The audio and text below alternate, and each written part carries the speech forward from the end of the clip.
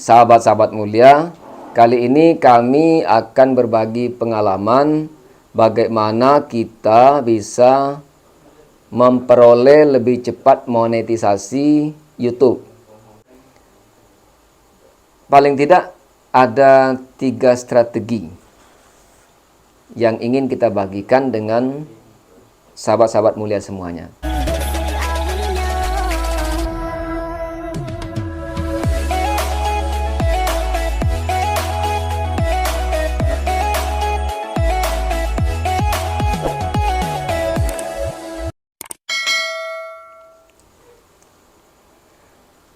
Assalamualaikum warahmatullahi wabarakatuh, sahabat-sahabat mulia. Kali ini kami akan berbagi pengalaman bagaimana kita bisa memperoleh lebih cepat monetisasi YouTube. Nah, sebagai informasi, kami sampaikan bahwa channel YouTube Mulia Berbagi ini kita buat mulai tanggal 21 November 2021. Nah, alhamdulillah pada tanggal 17 Mei 2022, beberapa hari yang lalu kita sudah dimonetisasi. Nah, ini kalau dibandingkan dengan cerita teman-teman, ada yang sampai 1,5 tahun, ada yang 2 tahun, ada yang 1 tahun, maka bisa dikatakan relatif lebih cepat. Kenapa saya katakan demikian? Karena kita lakukan ini normal saja. Jadi seperti biasa saja, berjalan seperti biasanya. Nah, oleh karena itu pengalaman kami ini kita bagikan kepada sahabat-sahabat mulia semuanya. Barangkali ada sahabat-sahabat mulia yang sekarang ini sedang berjuang untuk mendapatkan monetisasi. Artinya bagi para YouTuber pemula. Atau bahkan ada yang baru mau buat channel YouTube. Nah, bagi yang baru mulai ataupun yang baru mau buat, kami bagikan pengalaman kami ini supaya nanti kita sama-sama bisa mencapai monetisasi itu lebih cepat.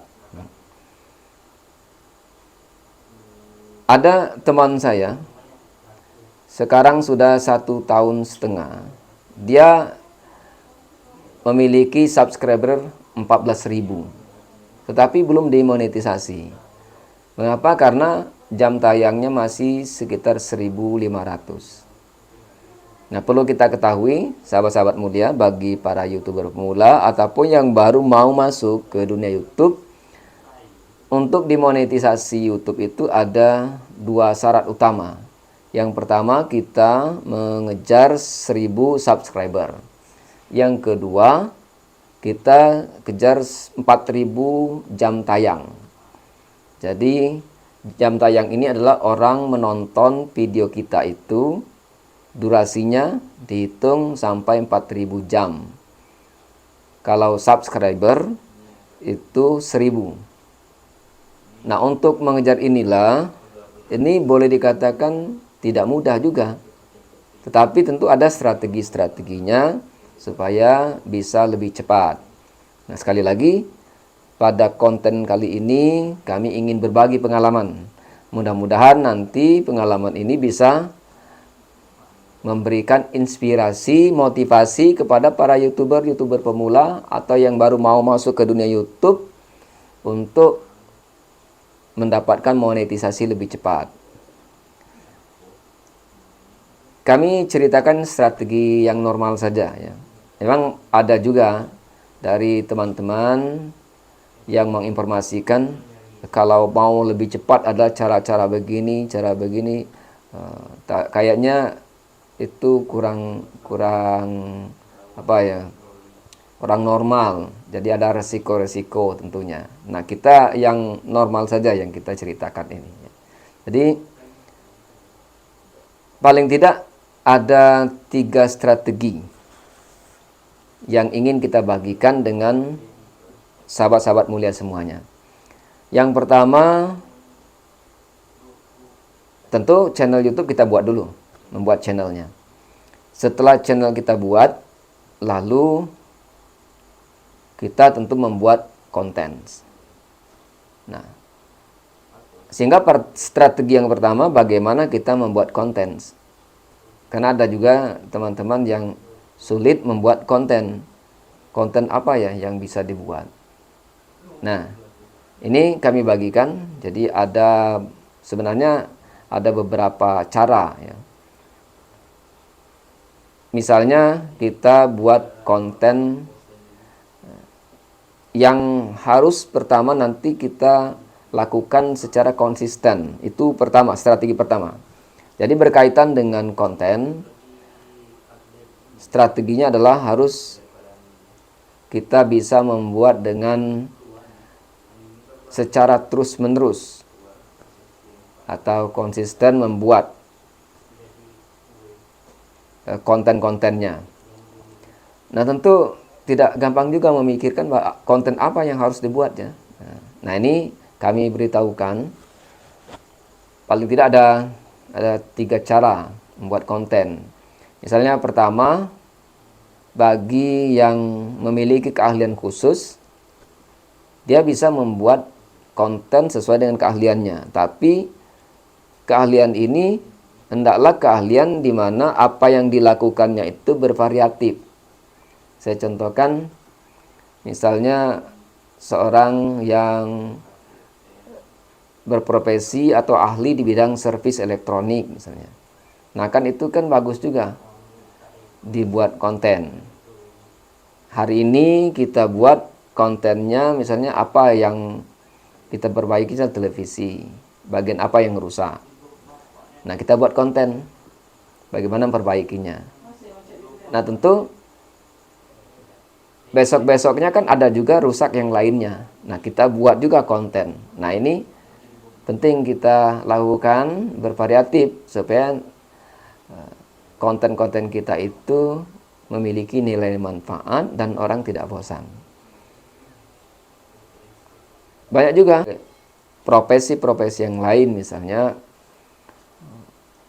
guru. Kalau guru kan materi-materinya. Hari ini materi apa, kemudian pada berikutnya materi apa lagi. Dan banyak hal ya. Nah, sekarang bagaimana kalau kita tidak memiliki keahlian khusus? Kalau tidak memiliki keahlian khusus, maka yang harus kita lakukan konten itu yang sifatnya umum. Apa yang kita lihat, apa yang kita dengar, kita perhatikan. Kita buat. Jadi artinya kita tidak fokus, sehingga kita buat saja misalnya kegiatan kita sehari-hari. Ini kan bisa beragam juga. Yang tentu yang membuat orang tertarik dengan kegiatan kita itu, kegiatan sehari-hari. Apa saja, hari ini apa kegiatan kita, kemudian acara-acara kita dan seterusnya. Yang kemudian orang tertarik dengan kegiatan-kegiatan kita tersebut. Nah, itu berkaitan dengan bagaimana kita membuat konten secara terus-menerus, konsisten di dalam membuat konten. Atau dipadukan, kita memiliki keahlian khusus ditambah dengan acara-acara kita dari hari ke hari. Jadi aktivitas kita dari hari ke hari yang bisa kita pilih untuk konten, ditambah dengan keahlian kita yang khusus tadi, supaya kita bisa membuat konten-konten video itu secara terus-menerus. Jadi ada terus dari hari ke hari yang bisa kita buat. Itu strategi pertama.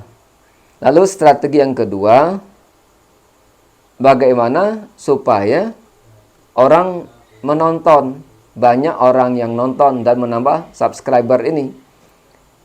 Strateginya adalah kita manfaatkan pertemanan-pertemanan di medsos. Kita bisa punya WA. Kita ada juga Facebook misalnya. Ada Messenger. Mungkin ada juga Instagram. Nah, ini kan ada pertemanan, baik pertemanan pribadi maupun pertemanan secara grup. Nah, oleh karena itu manfaatkan ini, pertemanan-pertemanan ini. Karena kalau belum demonetisasi, konten YouTube kita itu belum beredar. Jadi harus ada usaha-usaha sendiri.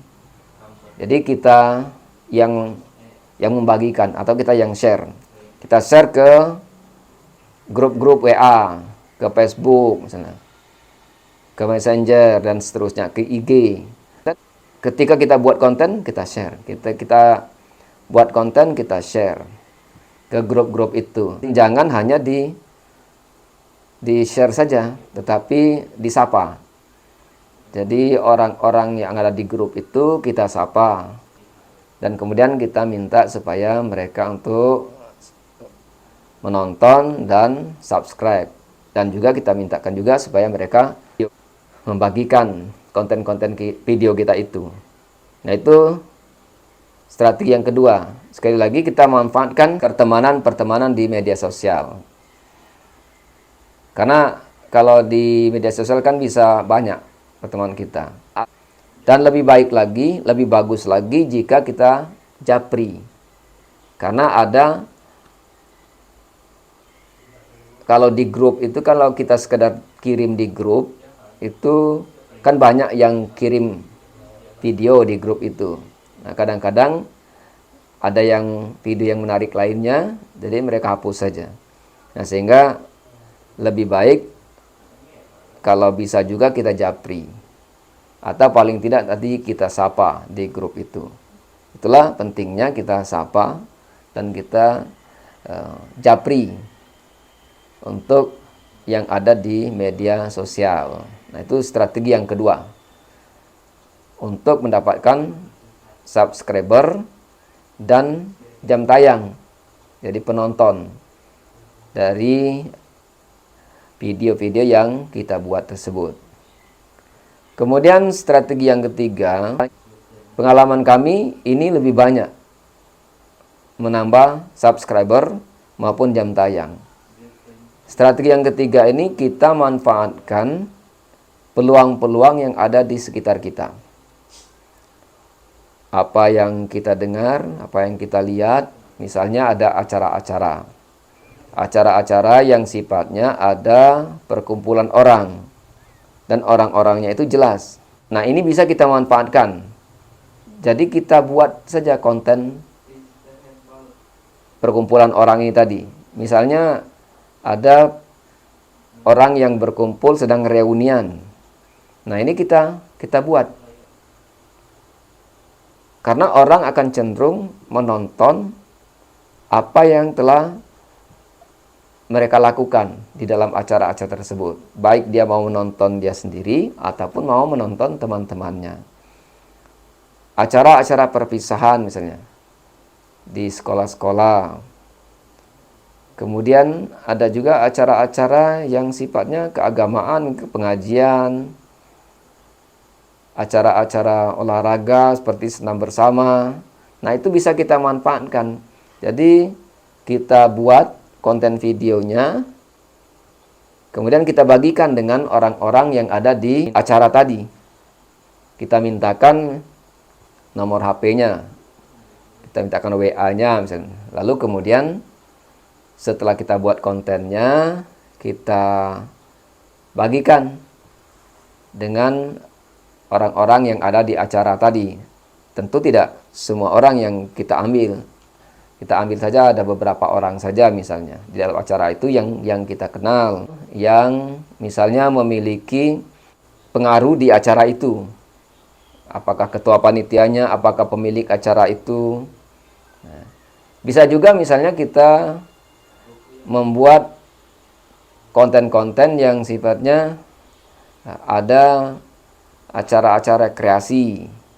Ketika kita misalnya makan-makan di suatu restoran, atau kita sedang menikmati rekreasi pemandangan alam. Nah, itu bisa kita buat, lalu kemudian nanti kita bagikan juga dengan orang pemilik resto itu. Nah, ini sangat penting untuk menambah subscriber, walaupun sedikit. Nah, jadi kalau misalnya dalam acara itu orangnya sedikit, kita pikirkan sedikit misalnya. Katakanlah misalnya paling 10 atau 15 orang lah paling banyak, atau 20 orang. Nah, untuk yang seperti ini, kita buat durasinya yang panjang. Sehingga mereka nanti walaupun sedikit, tapi kalau nontonnya itu sampai habis, biasanya orang kan tertarik. Seperti tadi kalau acara-acara perpisahan, acara-acara reunian, acara-acara keolahragaan, pengajian-pengajian misalnya, kan dia tertarik untuk melihat aktivitas yang dilakukannya tadi sampai habis. Nah, kalau kita buat sampai setengah jam atau 1 jam, kalau 20 orang saja, itu satu kali aja nonton, itu berarti kan sudah 20 jam. Nah, biasanya orang-orang yang seperti ini nontonnya tidak cukup sekali. Karena pertama, dia tadi tertarik, kemudian mungkin ada yang mau dilihatnya kembali. Nah, biasanya sampai 2-3 kali nonton. Nah, kalau 23 kali nonton berarti 60 jam. Nah, ini kita buat durasinya panjang. Kalau orangnya sedikit, tapi kalau orangnya banyak, misalnya kita buat konten yang tidak begitu berdurasi yang lama. Karena nanti kalau durasi lama malah, kalau untuk acara-acara yang besar, itu kan biasanya mereka nontonnya kan yang berkaitan dengan aktivitas dia saja di dalam acara itu. Nah, relatif tidak lama biasanya aktivitasnya itu.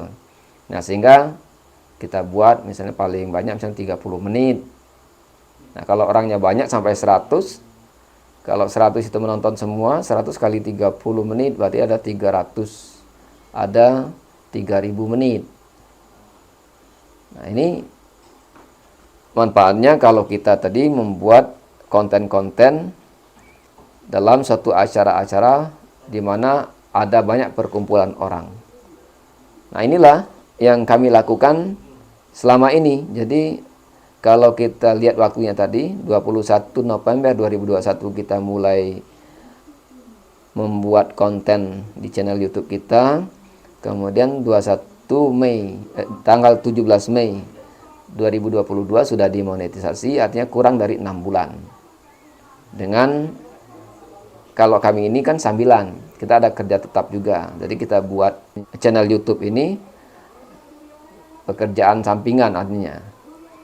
Karena ada pekerjaan tetap lainnya. Nah, ini 6 bulan. Nah, kalau sahabat-sahabat mulia misalnya bisa konsen di membuat channel YouTube ini, saya yakin dengan trik-trik yang seperti yang saya sampaikan ini tadi, mungkin 3 bulan itu sudah bisa dimonetisasi. Nah, kemudian kita juga ya harus tonton. Karena yang pertama kali nanti untuk menarik penonton ya kita juga tonton dulu. Kita manfaatkan ya HP yang kita miliki, televisi yang kita miliki, misalnya apalagi ada WiFi di rumah. Nah, kita memanfaatkan itu. Nah, sehingga nanti kita juga bisa menambah jam tayang dari video-video atau konten-konten yang kita buat itu. Nah, ini sahabat-sahabat mulia, trik-trik yang bisa kami bagikan. Dengan pengalaman kami, dengan melakukan trik-trik seperti ini tadi, kita normal saja bisa, masih kurang dari 6 bulan sudah bisa monetisasi. Sekarang kita masih berjuang bagaimana supaya konten-konten video kita ini laku atau bisa banyak ditonton orang. Alhamdulillah sudah ada beberapa konten yang kemarin kita coba buat, itu viewersnya sudah banyak. Nah, ini kita lagi mempelajari bagaimana supaya penontonnya lebih banyak. Mungkin itu sahabat-sahabat mulia yang perlu kami sampaikan, berbagi pengalaman namanya, berbagi informasi trik-trik, kiat-kiat, strategi-strategi bagaimana supaya kita bisa dimonetisasi lebih cepat. Nah, kalau saya simpulkan, jadi ada 3 strategi utama. Yang pertama adalah kita membuat konten ini terus-menerus. Yang kedua, kita manfaatkan pertemanan di media sosial. Bagikan dengan grup-grup yang ada di media sosial, apakah itu WA, Facebook, kemudian bisa juga Messenger, ataupun media-media sosial yang lainnya, IG misalnya. Kemudian kita sapa dan kita japri jika perlu. Kemudian yang ketiga, yang tidak kalah pentingnya juga, yang ini yang lebih banyak juga, yaitu kita manfaatkan peluang-peluang yang ada di sekitar kita. Ada acara-acara perkumpulan-perkumpulan orang, apakah acara itu resmi atau pertemuan-pertemuan yang non formal atau tidak begitu resmi, tetapi banyak orang di situ. Kita buat konten lalu kita bagikan kepada mereka dengan strategi, kalau orangnya dikit, usahakan buat kontennya itu lebih lama durasinya. Kalau orangnya banyak, maka kita sedikitkan durasinya. Nah, itu strategi yang bisa kami bagikan. Mudah-mudahan strategi ini bisa bermanfaat bagi sahabat-sahabat mulia, bagi yang baru mau masuk ke dunia YouTube, ataupun bagi para YouTuber pemula yang belum dimonetisasi. Terakhir, tetap semangat, berjuang terus, insya Allah bisa. Mudah-mudahan teman-teman, sahabat-sahabat mulia semuanya bisa juga dimonetisasi dengan lebih cepat. Assalamualaikum warahmatullahi wabarakatuh. Oh ya, jangan juga lupa untuk dukung channel kita ini. Subscribe, like, comment, and share. Karena kita masih perlu dukungan juga.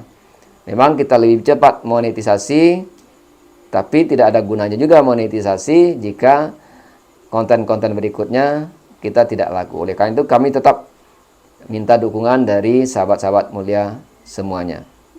Terima kasih, semoga bermanfaat.